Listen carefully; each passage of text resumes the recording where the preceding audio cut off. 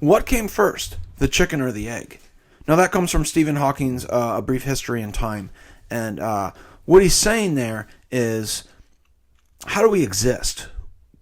How did we come to that existence? We can only see the seed, and then we can see the offspring of that seed. We come from our kind. Now in the Bible, in the creation story, I believe he's talking about a dimensional code by giving it numbers, by giving it 7 numbers. So I like to do this thing called the shape of numbers. And really all I'm doing is just trying to talk about numbers without giving them as much value, just telling them what they are. So there's 10 numbers that make up of all numbers, but there's really only 2 numbers that make up those numbers. So you have 0 and you have 1, you have nothing and you have something. And then out of that, we just give things names. And when we're talking about math, we have to just give it a name. Well, it's one thing. Well, it's nothing. But we don't know that nothing exists without the thing, without the one thing. So what is that? That's consciousness. Is that godhood? No, not yet. But if you are the evolver and you are the creator of a consciousness, be knowledge, and then explaining that you are a higher version of the creation. There was a seed, and then you were a new creation. You weren't a part of that seed. That's a new creation. And if you are teaching that, then you're the creator. Now, is it true? How would you know? Well, you'd have to recognize it.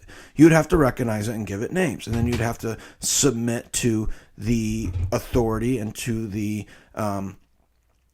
process of that knowledge. So you have nothing produces something.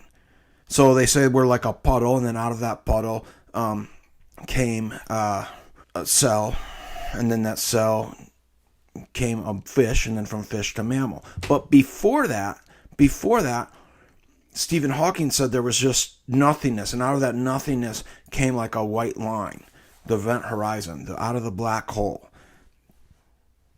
And then the universe came into place. And then through the gathering of matter and the gathering of energy, there became life and a place habitable for life. Okay. So you watch the movie, Brief History of Time, you watch the documentaries, you read the books, you see the word theory by it, and you go, okay, maybe. Now, what they did was they took out all the other teachings out of the schools. So you're not allowed to learn, in high school, you don't learn religion, you don't learn the worldviews, you don't learn what pantheism is, all God in a one God system. You don't learn that they're doing religion. Whether they like it or not, evolution is a religion. It's a religion of creation, and it's how we are created from ourselves, and then you become the God, you become the deity by understanding it first and foremost through knowledge, and then through teaching it, through teaching the system, getting other people to follow, other people to recognize it. That's why it's so important for other people to recognize it. They need to get you to follow it in order for it to be real. It might be real in their mind, but if it's not real in your mind, it's not real.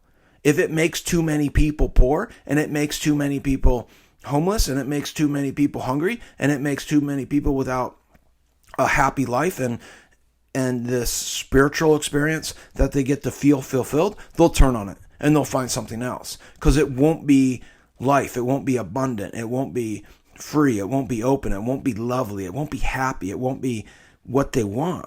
What they want is this thing called life. And where does life come from? It comes from nothingness. But in the God story, in the Christian story, he is nothingness. He holds nothingness. Now, I believe it's told that way because we can't really know. If we know, we'll steal God's power. We'll try to become God. We'll try to be the creator.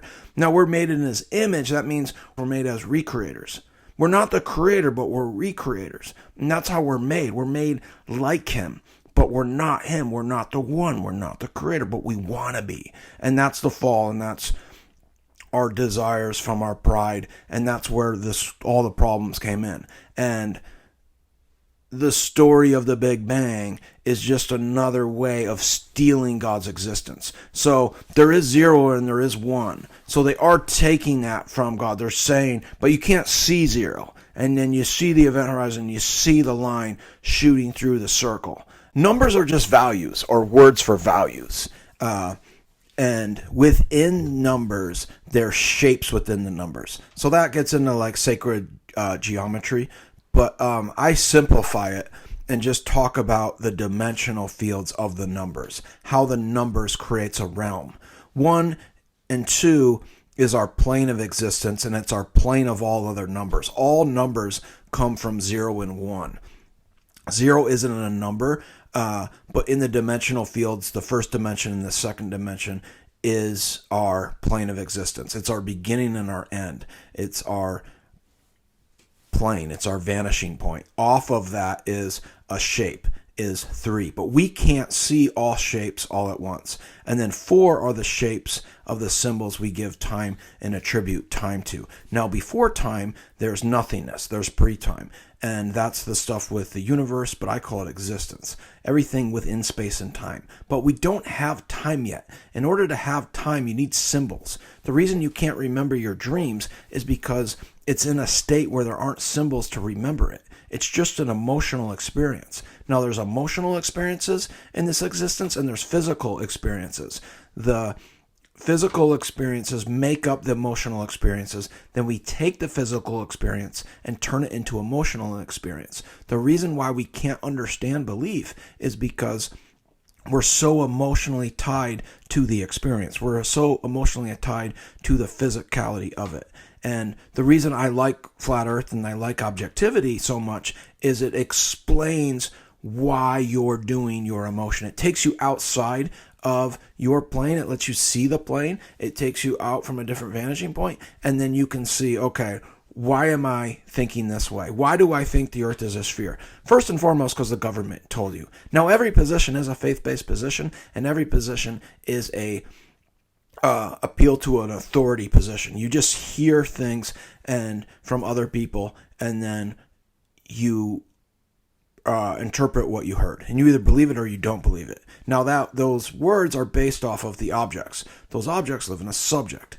The subject of the earth is where it sits in the position of the heavens. Is it created by something outside of it, or did it come from itself? Now, if it came from itself, that system then is telling us what it came from. Now, in the 4,000 years of the written word, we've never produced a seed from the same seed. So one gene doesn't produce a new kind of genes. It produces of its kind. It produces what it came from. It produces the genetic traits within its being, within its system. And that's really just the gist of it. That's really just the gist of the dimensional fields. And they're recognized in numbers. Now, the universe is already 2. You and I is the time and the space. The universe is a 2, 1 and 2. God's celestial plane is 1 and 2 as well. It's dualistic. It's up and it's down. It's day and it's night. It's male and it's female. It's the beginning and the end. It's the womb and the spark. And that is God's celestial sphere. That is God's launch pad. It is God's time. And then inside of God's time is our time. We use the symbols. We use His creation to create our time, to create our existence. But we don't come from the creation. We come from the Creator. And if you can recognize the creation, then you can see a creator. You'll have to. Otherwise, you're the creator. 1 and 2 is the duality. 1 and 2 is the celestial plane. Out of the darkness comes light. And then there's the skies above and the waters below. And He gathers everything together. That's the womb. Heliocentric model has a womb as a ball. All they're doing is taking God's creation, studying God's creation, and then making a recreation of it. I don't think it would work living on a spinning ball, but they can get numbers to make it look like it can work because they're using the celestial plane. And so He gathers the waters together. There's some sort of barrier. There's some sort of ice barrier or land barrier. Now, is it exactly 365 degrees? Is it a circle? Is it a square? We don't know. Is it 200-foot ice wall all the way around? We don't know. It looks like there's openings, it looks like there's bays, and it looks like there's some beaches, but then beyond that there looks like to be vast mountain ranges, and I don't think you can go very far back. I just don't think you can physically do it. I don't know I think Richard Byrd said he went like 4 days back. That sounds about the limit to it. But on top of that, that's the womb. So you have this circle, you have 0, and then you have 1. You have and then out of that 0 and 1, you have 2, which is the beginning and end. The water is one-dimensional, but it's also two-dimensional. It also has an end to it. It's a flat plane. You can see one end of it, you can see the other end of it, and it just kind of vanishes. Out of that water comes 3. That's us. That's the land. That's height. That's depth. That's width. You can't see all things from your position. You can't see all 3 dimensions at the same time. You just can't. You know it's there, but you can't see it at the same time. And that's our plane. That's our plane of existence. Out of the waters come this land, and it is in some sort of container. And then there's above us is a plane as well. When you're in an airplane, you see a flat horizon line. You don't see a curve. Now, a lot of people, when they get into flat earth right away, they think it's a dome because they look outside and they see the blue sky or they see the clouds, and they're seen from a 200-degree vanishing point. And they're not seeing that far. You're only looking out about 3 miles. And you're seeing left, you're seeing right, you're seeing beyond what you're seeing, and you've been given pictures, and you just think it's curved because you're not seeing a straight line because you're looking out. When you're in an airplane and looking out and the air meets the air or the air meets the water, you see a straight line. It rises to your level too. What we mean by that is you don't see a curve down. You don't. If the Earth was a circumference, at some point you would start seeing this curve. At least you would think. But it does rise to your eye level, and you see a straight line. You see a straight line to the left, you see a straight line to the right, and it rises to like your strike zone, to like your chest, to your eyes, and you look out and you see beyond what you're seeing. You see a focal point, and then you see beyond that focal point, so you just can't see anymore. And along with 1 and 2, the celestial plane, you have the sun and the moon, the day and the night, the male and the female. Females have a circle, men have a stick, and then out of that come the recreation of its kind. But it's the same creation. It's not a new creation. It's just a recreation of its kind. That's all it is. And we don't know what came first, so we give that to a higher power, to a God. And it's supposed to be good for all of us. That's what you would hope. That's what you would think. Now, the other system says, learn from me, listen to me, trust me, and it's not good for everybody. There's a hierarchy, and there's a system that you follow, and if you follow it, you'll become a god. You'll become part of the creation. You'll evolve to the next level. They're responsible for all the wars. They're responsible for all the debt. Now, the followers of this creation, these what I call heathens or self-worshippers, they say they're not, but then they vote for Democrat when Obama was just like Bush. He started just as many wars as Bush did, and then they vote for Democrat. They're just tricked into falling because they're just rudimentary thinkers. They're just really dumb people, and 1 + 1 = 2. That's all they can handle. They can't understand that 1 + 1 + 1 is 3. And then there's symbols and signs to get us to recognize the math of life and realize, hey, we're getting screwed over. We're getting screwed over by a tyrannical government that's trying to become God. And it's nothing more than just Greek pantheism. It's all God in a one God system. And if you can't see that, evolution is a loophole to become a deity. So in the Greek system, they had all these deities. They had Zeus, he was the god of the heavens. They had Poseidon, he was the god of the waters. And they had God for the fire and God for the mountains and gods for all these things. Well, we do that through our science. We have the gods of geology and the gods of physics and the gods of chemistry and the gods of all these things that don't go along with those words. There's physical elements and there's chemical elements. And mathematically, it shows that they're fixed. They can't be changed. And they're saying they are. They're saying water can stick to a spinning ball. They have the gods of the cosmos, the cosmology. Their heliocentrism is nothing more than paganism. It's a way to connect to the earth and a way to connect to the knowledge to then have an emotional experience. And then that emotional experience is a lie that it's giving you godhood.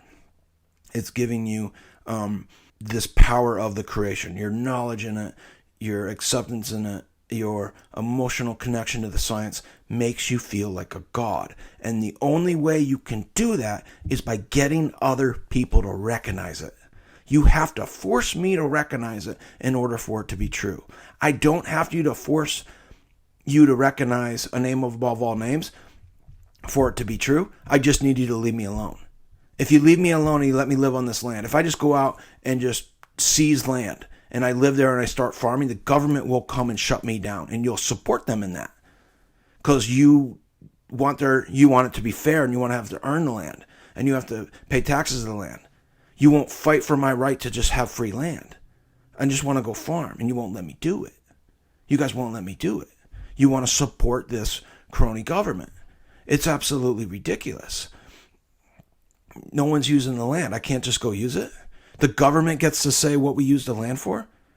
That's what goes on right now. We're not allowed to go farm for ourselves. It's absolutely ridiculous. And you guys are following this pagan system because it's telling you you can become a god.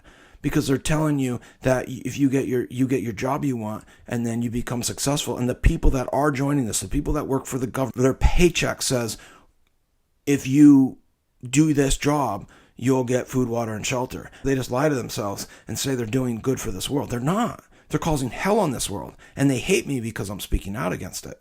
It's absolutely disgusting.